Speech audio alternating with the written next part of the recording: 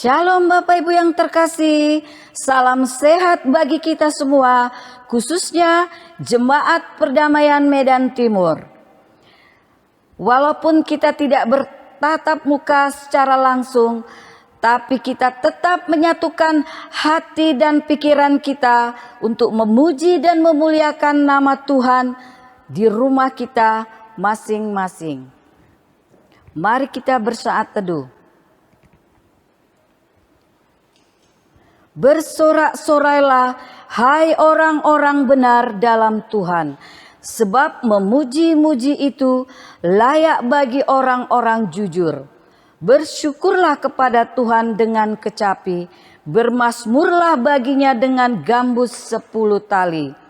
Pertolongan kepada kita berada di dalam nama Allah Bapa, Anak dan Roh Kudus, Pencipta langit dan bumi. Turunlah atas kita sekalian anugerah dan sejahtera daripada Tuhan kita Yesus Kristus. Amin. Kita akan bernyanyi dengan nyanyian lagu metodis nomor 35 ayat 1 sampai 3, Terang Matahari.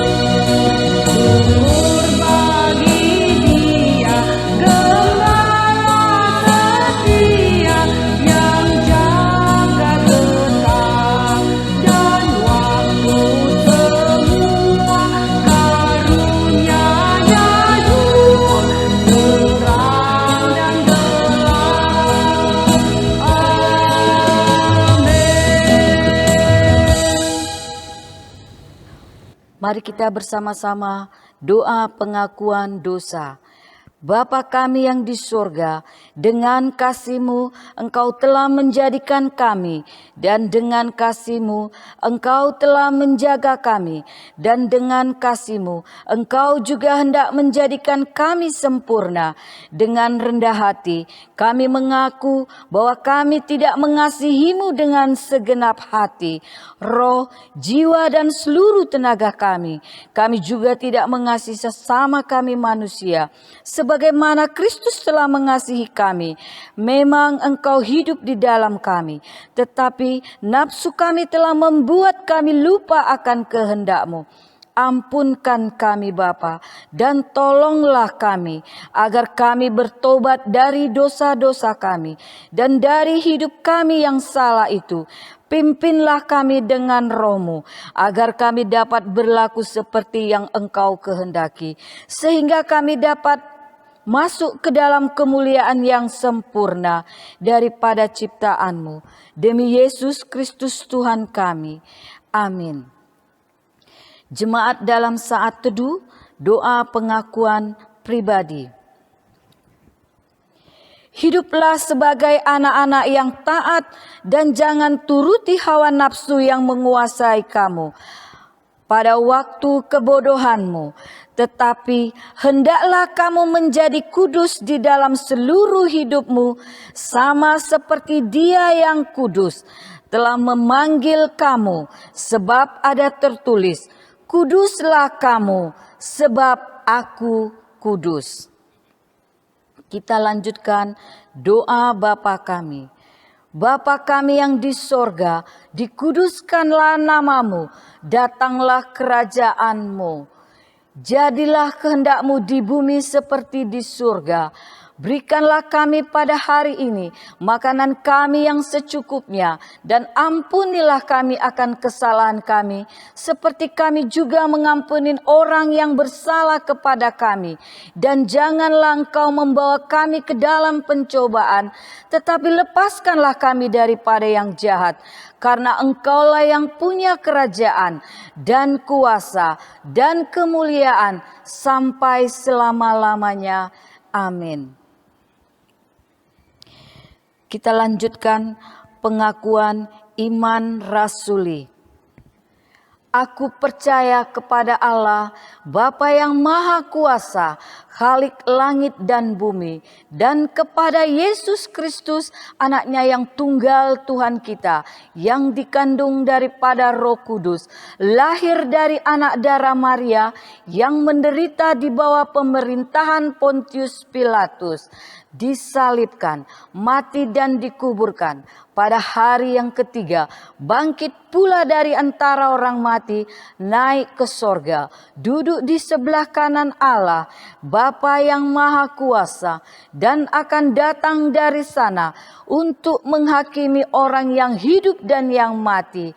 Aku percaya kepada Roh Kudus, gereja yang kudus dan am, persekutuan orang kudus, pengampunan dosa, kebangkitan daging, dan hidup yang kekal. Amin.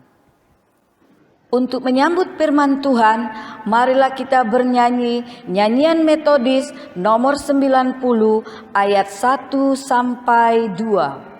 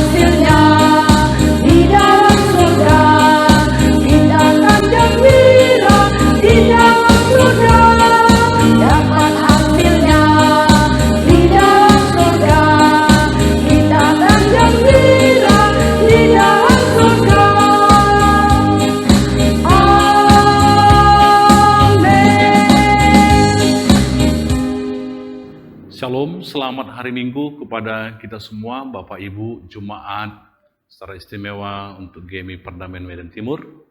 Pada minggu pagi hari ini kita akan merenungkan bagian daripada firman Tuhan. Tapi sebelum kita renungkan, mari kita berdoa. Bapa di sorga, terpujilah Tuhan, pada pagi hari ini kami akan baca firman-Mu dan merenungkannya.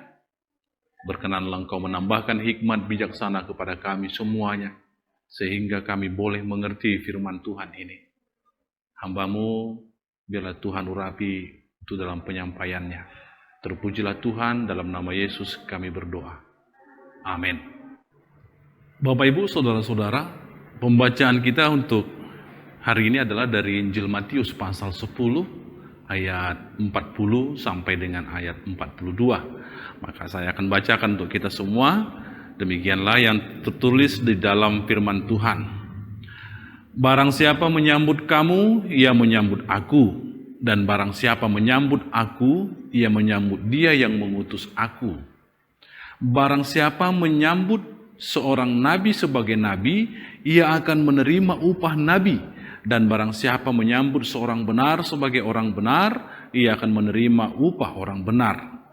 Dan barang siapa memberi air sejuk secangkir saja pun kepada salah seorang yang kecil ini, karena ia muridku, aku berkata kepadamu, sesungguhnya ia tidak akan kehilangan upahnya daripadanya. Demikian jauh firman Tuhan, Bapak Ibu. Saudara-saudara, ada banyak hal buruk dalam Matius 10 ini yang diperingatkan oleh Yesus. Ketika Yesus hendak mengutus para murid menyampaikan kabar baik kepada orang-orang yang mereka temui. Ada masa sulit nantinya, ada penolakan, ada pengkhianatan, ada masalah keluarga yang akan mereka jumpai, tentang penganiayaan, ada di sini tentang hukuman penjara, ada kebohongan, fitnah, kebencian dan lain-lain. Itu ada tertuang di dalam Matius pasal 10. Tapi kenapa ya? Masih ada juga orang yang mendaftar untuk melakukan tugas pengutusan seperti itu. Tentu kita pernah melihat atau mendengar perkataan ini. Jika engkau orang Kristen, jadilah orang Kristen. Artinya kita harus putuskan, yang mana yang harus kita pilih. Yang mana yang harus kita maui. Jika engkau berada dalam tim dunia, ya kenakan atribut mereka, atribut dunia. Jika engkau dalam tim Yesus, ya kenakanlah seharusnya atribut Yesus. Nah, Bapak Ibu saudara-saudara yang dikasih Tuhan,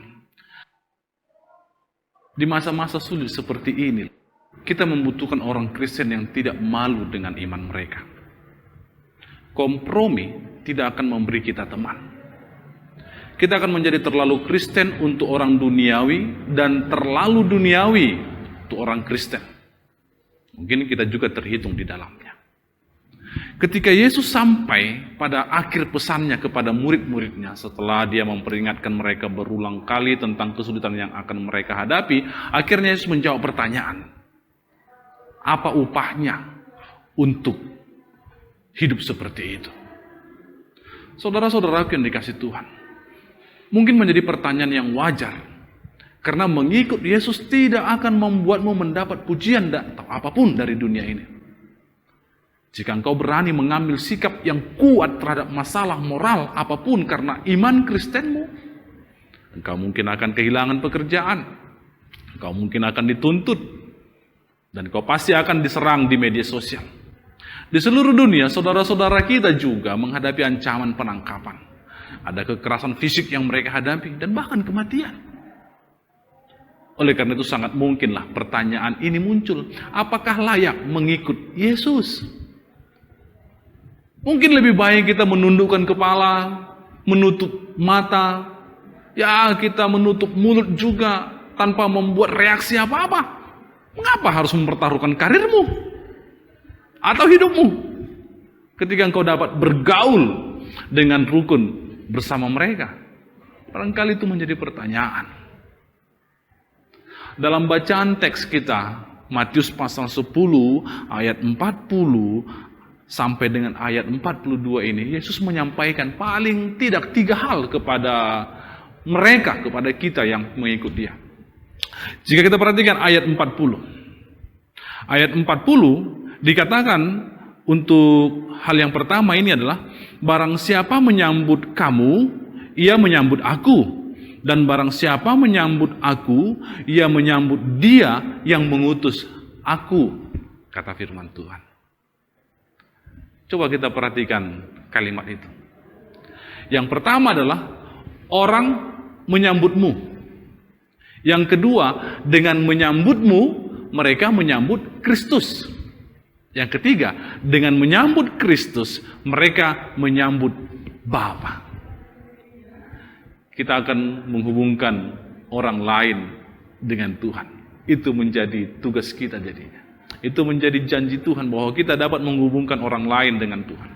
Inilah jawaban untuk pertanyaan, apakah orang Kristen dan yang bukan Kristen menyembah Tuhan yang sama?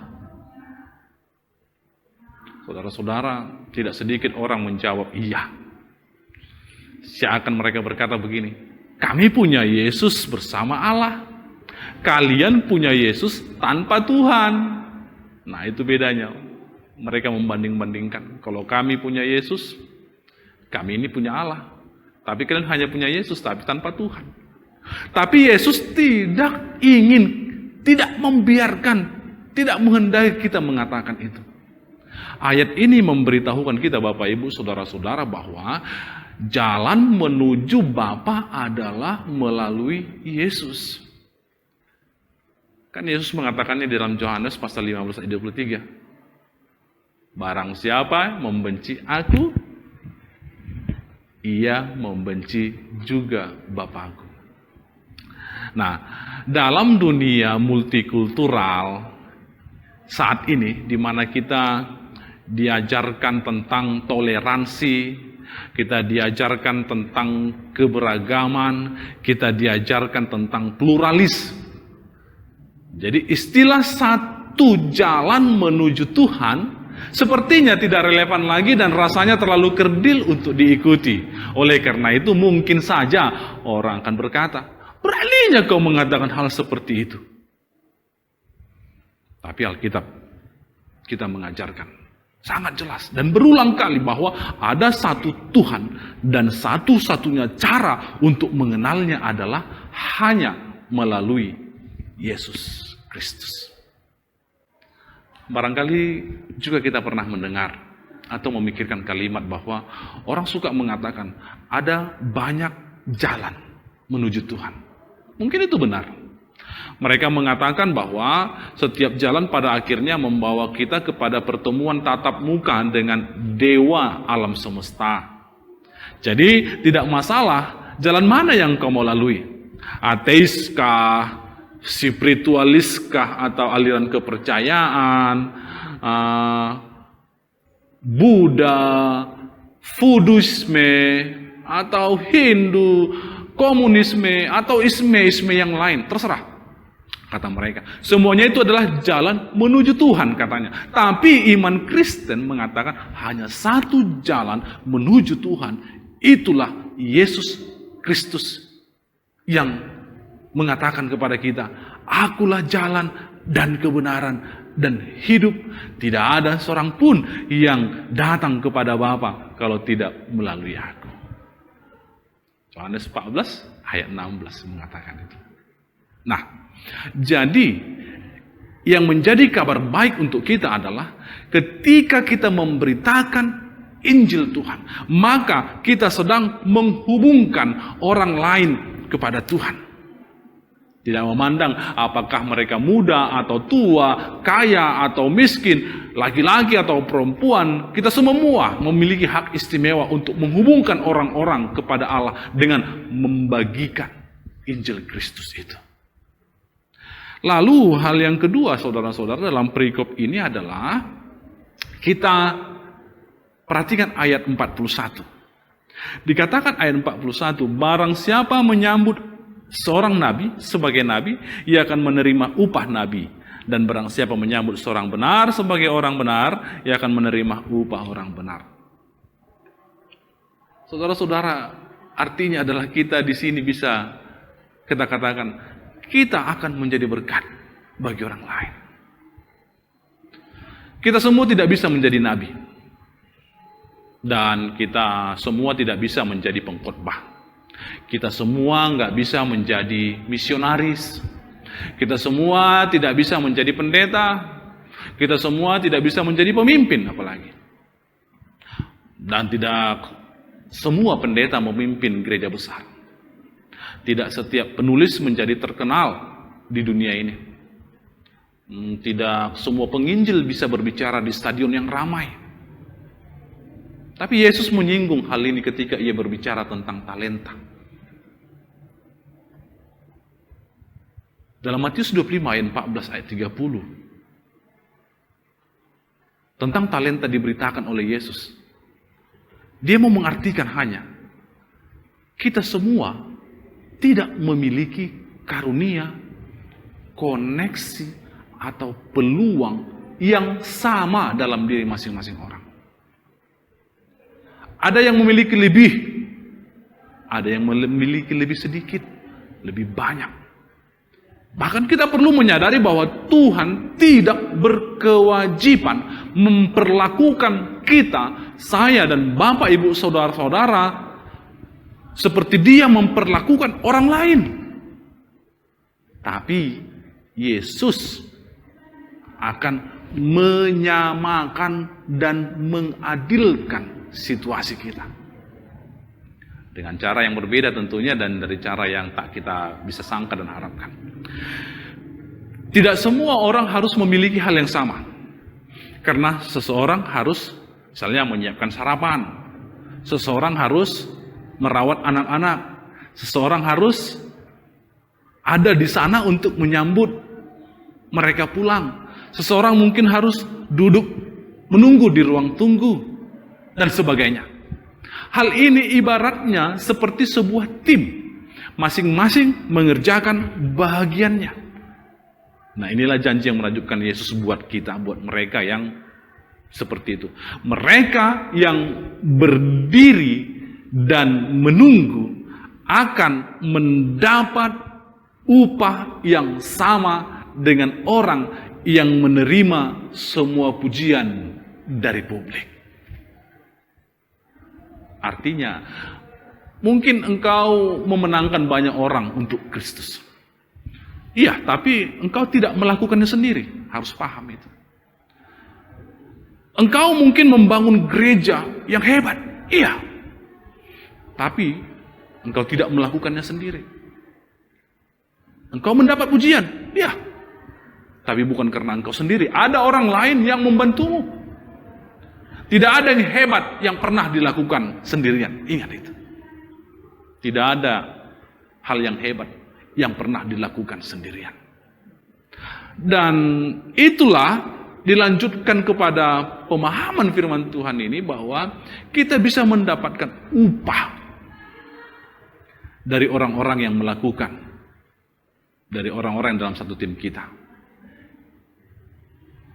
Yesus di dalam ayat ke-42, ketika dia mengatakan kepada kita, barang siapa memberi air sejuk secangkir saja pun kepada salah seorang yang kecil ini, karena ia muridku, aku berkata kepadamu, sesungguhnya ia tidak akan kehilangan upahnya daripadanya. Artinya kita akan diingat karena perbuatan baik yang sederhana, Bapak Ibu. Kita akan diingat. Coba kita perhatikan ayat itu. Ketika dikatakannya untuk kita pada barang siapa atau siapapun, tidak ada batasan untuk hal ini, janji ini. Yang ada hanyalah apakah engkau memiliki secangkir air yang sejuk? Jika ya, maka engkau telah memenuhi syaratnya. Nah, yang kedua, kita perhatikan firman Tuhan ini. Penerimanya siapa? Kalau dikatakan adalah barang siapa memberi air secangkir saja pun kepada salah seorang yang kecil ini karena ia muridku. Penerimanya adalah murid Tuhan. Salah seorang murid Tuhan. Konteks Yesus mengatakan ini adalah Yesus berbicara tentang yang paling kecil di antara para pengikutnya. Tentu kita bisa baca. Orang yang bersama dengan dia. Mereka yang terluka, mereka yang dilupakan, mereka yang disingkirkan, yang miskin, gelandangan, yang dilecehkan, janda, yatim piatu. Itu semuanya. Yesus melihat kepedulianmu terhadap orang-orang yang dihina, di mana dunia tidak bisa melihat mereka. Dan yang ketiga, aksinya. Dan barang siapa memberi air sejuk secangkir saja pun kepada salah seorang kecil ini, karena ia muridku, aku berkata kepadamu, sesungguhnya, kata Tuhan, ia tidak akan kehilangan upahnya daripadanya. Memberi secangkir air sejuk. Sederhana, murah, dan juga seringkali tak terlihat. Ya, remeh kira-kira gitu. Seperti yang dikatakan oleh Spurgeon, penulis buku Kristen itu. Secangkir air yang dingin mungkin mengandung lautan cinta yang hangat. Lalu Tuhan, aku berkata kepadamu, kata Tuhan Yesus, sesungguhnya Tuhan memberi garansi, Tuhan memberi jaminan. Bagi kebanyakan dari kita, secangkir air sejuk bukanlah masalah. Ya, enggak masalah besar kali lah. Jika kita haus, kita bisa mengisi gelas dengan air. Jika kita ingin lebih dingin, ya kita bisa tinggal tambahkan es batu. Tapi berbeda di bagian dunia yang lain di mana air itu menjadi sangat langka. Di hari yang panas mereka sulit untuk mendapatkan air sejuk. Nah, jika kita tarik dalam diri kita, bagi kita mungkin tidak sulit. Yang diberkati Tuhan seperti kita ini. Yang banyak diberikan Tuhan. Malah seolah-olah kita tidak memikirkannya. Kita enggak menganggap itu penting sama sekali. Karena itu bukan masalah besar bagi kita jika ingin memberi air minum seperti itu. Tapi firman Tuhan katakan kepada kita, dalam hal ini Tuhan mengingatkan, mungkin kita lupa pernah melakukan itu. Tapi Yesus tidak akan pernah melupakannya. Engkau mungkin tidak memikirkannya itu penting, tapi Yesus mengingatnya selamanya. Dalam Matius pasal 25, saudara-saudara, kita baca ayatnya yang ke-34 sampai ayat 39. Demikian dikatakan oleh firman Tuhan dalam Alkitab kita. Dan raja itu akan berkata kepada mereka yang di sebelah kanannya, mari, hai kamu yang diberkati oleh Bapakku, terimalah kerajaan yang telah disediakan bagi kamu sejak dunia dijadikan. Sebab ketika aku lapar, kamu memberi aku makan. Ketika aku haus, kamu memberi aku minum. Ketika aku seorang asing, kamu memberi aku tumpangan. Ketika aku telanjang, kamu memberi aku pakaian. Ketika aku sakit, kamu melawat aku. Ketika aku dalam penjara, kamu mengunjungi aku. Maka orang benar itu akan menjawab dia, katanya, Tuhan, bila manakah kami melihat engkau lapar dan kami memberi engkau makan, atau haus dan kami memberi engkau minum? Bila manakah kami melihat engkau sebagai orang asing dan kami memberi engkau tumpangan, atau telanjang dan kami memberi engkau pakaian? Bagaimanakah kami melihat engkau sakit atau dalam penjara dan kami mengunjungi engkau? Jika kita pikirkan semuanya itu, Bapak Ibu Saudara-saudara, pertanyaan apa itu? Tapi jika engkau memberi makan Yesus, engkau pasti mengingatnya. Jika engkau memberinya pakaian, maka engkau pasti mengingatnya. Ketika engkau memberinya minum, engkau pasti mengingatnya. Ketika engkau mengunjunginya di penjara, melawat dia, engkau pasti mengingatnya. Dan itu yang dimaksud Tuhan. Tapi kita enggak mengerjakannya, Bapak Ibu. Kita enggak peduli memberi air sejuk itu. Maka Yesus menjelaskan kepada kita, aku berkata kepadamu, kan katanya, aku berkata kepadamu, sesungguhnya segala sesuatu yang kamu lakukan terhadap salah seorang dari saudara yang paling hina ini, kamu telah melakukannya untuk aku. Tuhan Yesus dapat ditemukan di mana ada rasa sakit dan penderitaan manusia. Jika ada patah hati, Tuhan ada di sana. Jika ada kesedihan atau rasa bersalah, Tuhan bersama mendampingi. Ketika kita melangkah jauh, meskipun kita sudah begitu sangat lelah, sedikit frustasi mungkin karena kita tidak punya waktu lagi atau energi yang banyak, kita sudah terlambat, tapi kita tetap melakukannya. Dia melihat dan tahu apa yang telah kita lakukan, dan dia menandainya seolah-olah kita telah melakukannya untuknya secara pribadi. Karena yang paling penting bagi Yesus adalah hal-hal yang bahkan dapat tidak kita ingat. Hal yang sederhana, secangkir air sejuk. yang diberikan misalnya. Hal-hal yang kita anggap sangat penting di bumi ini, hadiah, gelar, pangkat, uang, status, koneksi, dan yang lainnya tidaklah bermakna di dalam kekekalan. Tapi ketika kita berdiri di hadapan Tuhan, secangkir air sejuk yang pernah kita berikan kepada seseorang yang haus, itu akan lebih bermakna daripada hal-hal yang kita anggap penting dalam dunia ini. Saudara-saudara, kita dipanggil untuk setia dalam melakukan apa yang Tuhan berikan untuk kita lakukan. Dan karena kita setia setiap hari, akan ada banyak peluang bagi kita untuk berbuat baik kepada orang lain di sekitar kita. Terkadang itu akan menjadi kesempatan untuk membantu orang yang terluka, atau untuk mengangkat, membantu, menjawab ketika orang-orang sedang putus asa, kehilangan semangat. Atau mungkin peluang untuk membantu, berkontribusi untuk gereja dengan kepedulian kita. Suatu hari nanti, saudara-saudara, lama setelah kita melakukan kebaikan-kebaikan itu, dan itu telah kita lupakan, maka Tuhan akan mengingatnya.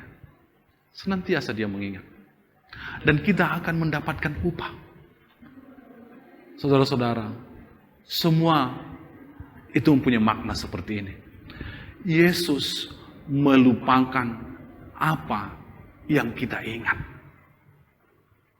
Dan Dia mengingat apa yang kita lupakan. Maksudnya adalah Tuhan akan lupakan semua hal-hal kebaikan yang selalu kita ingat-ingat. Dan bagi Tuhan gak ada artinya itu. Tapi Tuhan akan menghargai tentang kebaikan-kebaikan kita yang tidak lagi kita ingat. Dan Tuhan menyiapkan upah untuk itu. Nah, oleh karena itu Bapak Ibu Saudara-saudara yang dikasih Tuhan, apakah layak untuk melayani Yesus? Apakah layak untuk mengikut Dia? Saya dan saudara-saudari harus memberikan keputusan sendiri dalam hidup kita. Angkat salib, ikut Dia. Memang itu tidak mudah, tapi ambil saja. Dan itu kata Tuhan. Ikut Dia, pergi kemana Dia memimpinmu seperti Dia memimpin Abraham. Itu satu-satunya keputusan yang tidak akan kita sesali.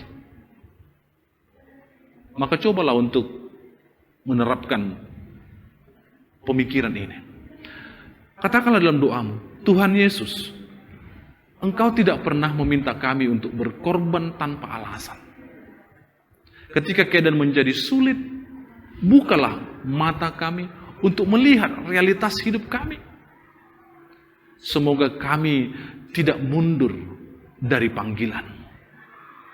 Tetapi dengan senang hati kami berkata, ini aku.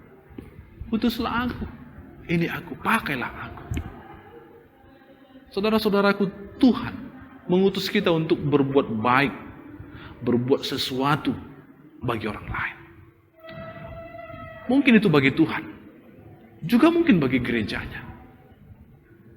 Sikap peduli dan merasa dalam satu tim yang sama, maka semuanya itu kita kerjakan bersama.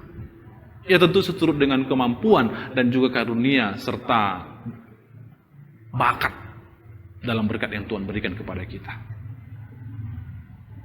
Ingatlah selalu, tidak ada yang dapat mengerjakan sesuatu dengan sendirian. Kita nggak sehebat itu. Kita pasti butuh orang lain untuk mendukung kita.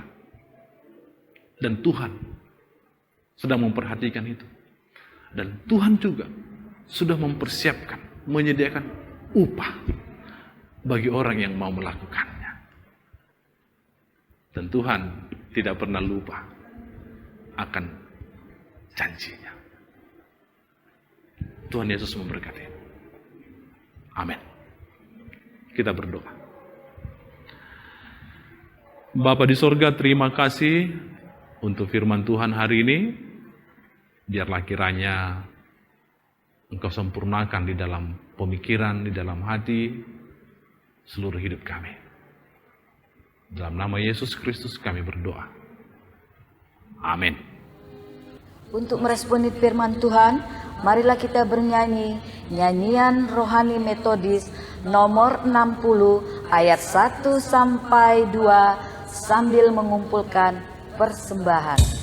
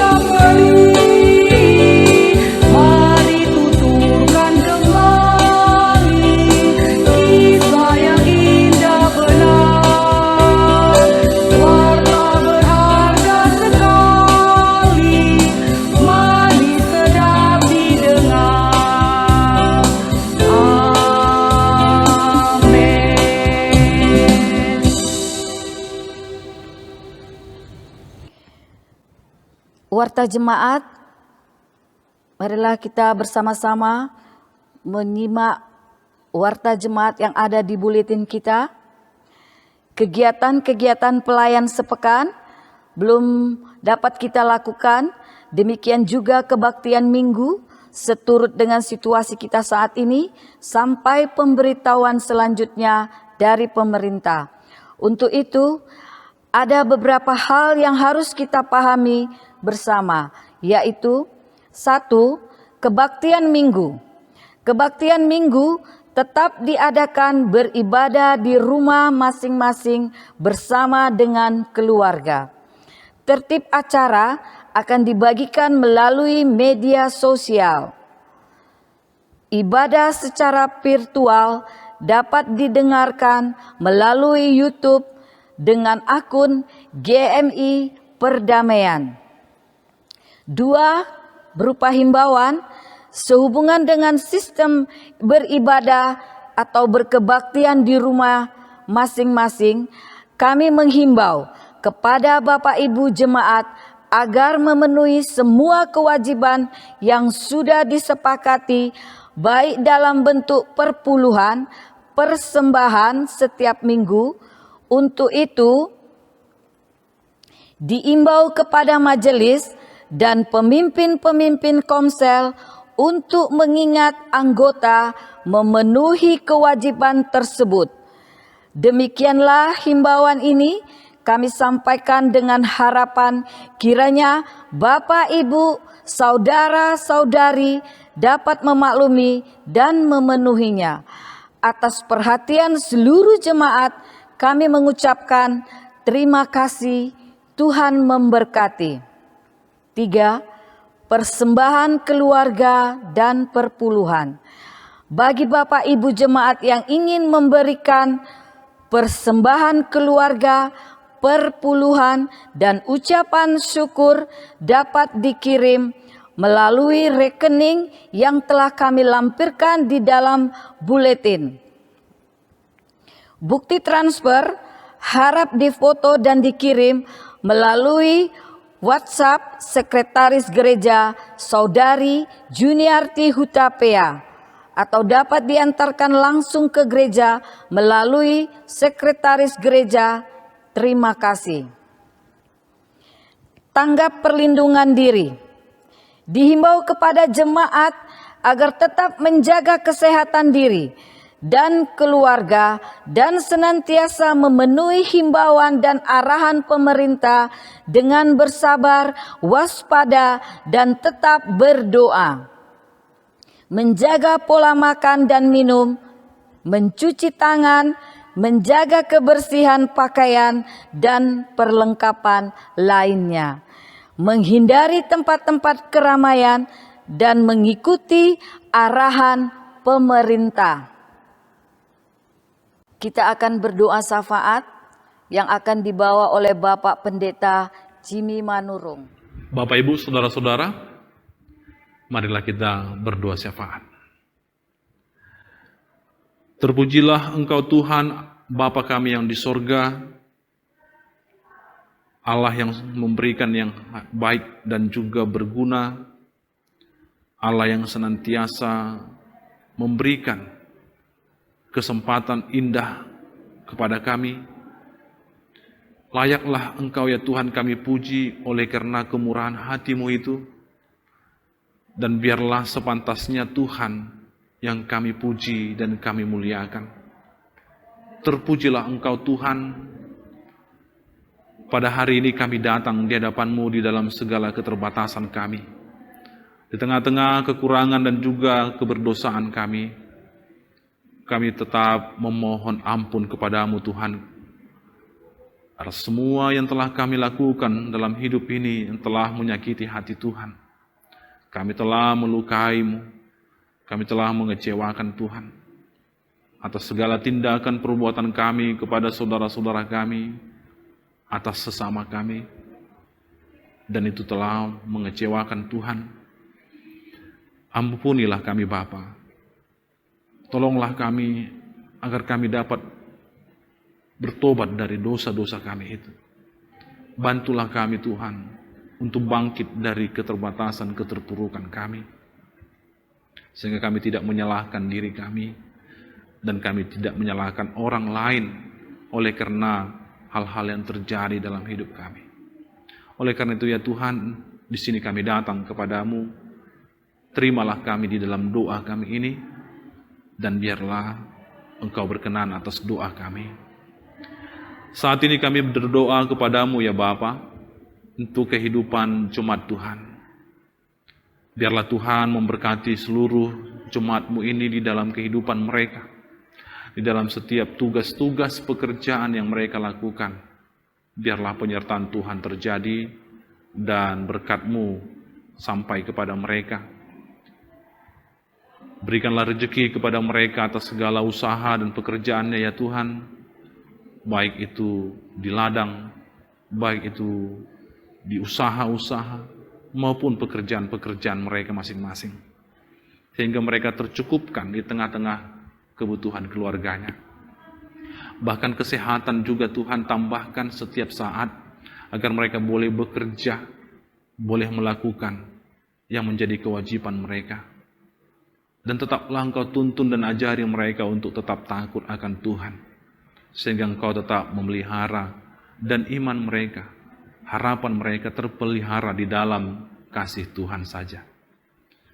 Demikian juga Tuhan, kami hendak berdoa pada saat ini untuk jemaat-Mu yang sedang sakit terbaring di rumah sakit maupun di rumah mereka masing-masing.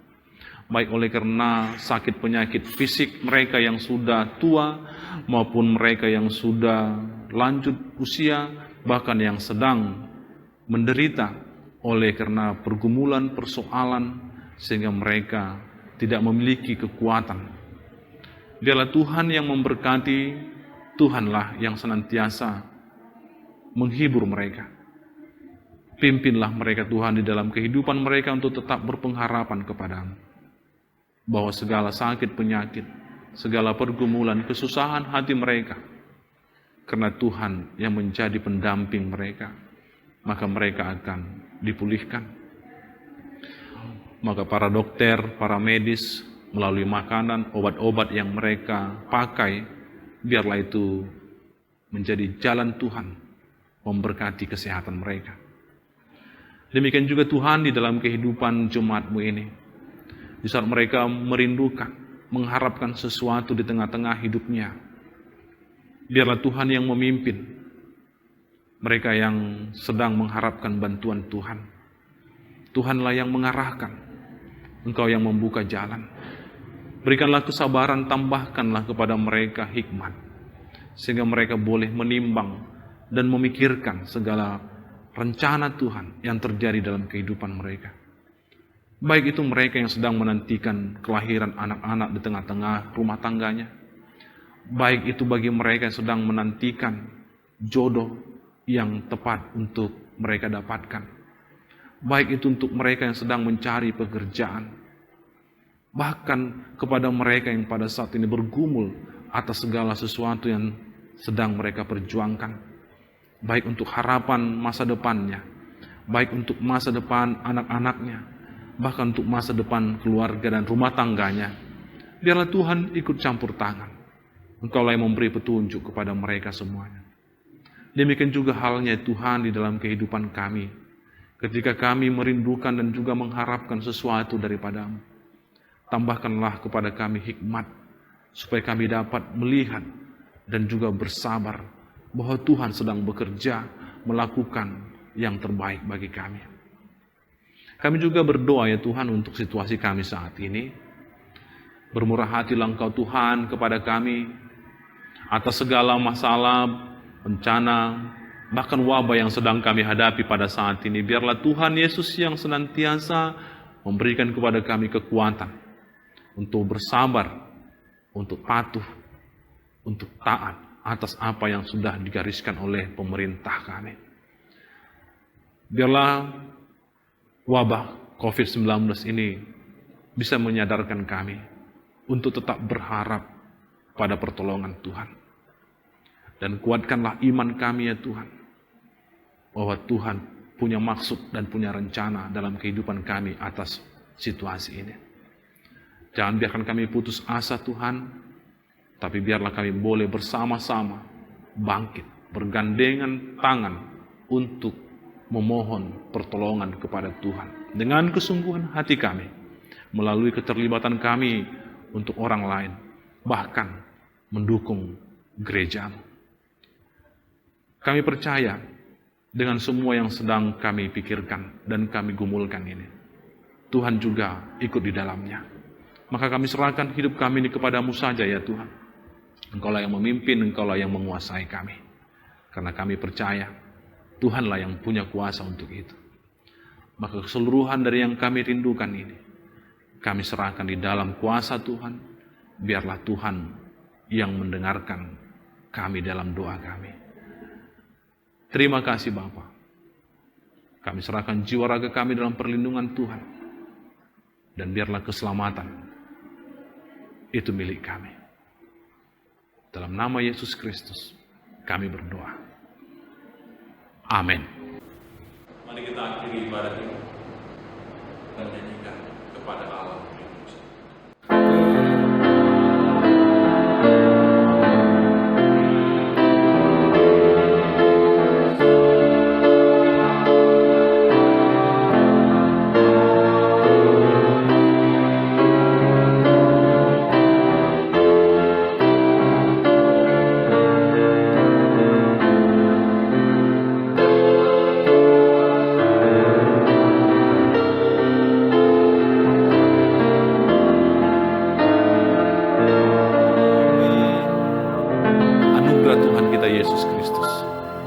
Pengasihan Allah Bapa di surga, dalam persekutuan dengan Roh Kudus, itulah yang menguatkan hatimu, yang menyertaimu, melakukan semuanya kehendak Tuhan, sejak hari ini, besok bahkan sampai selama-lamanya.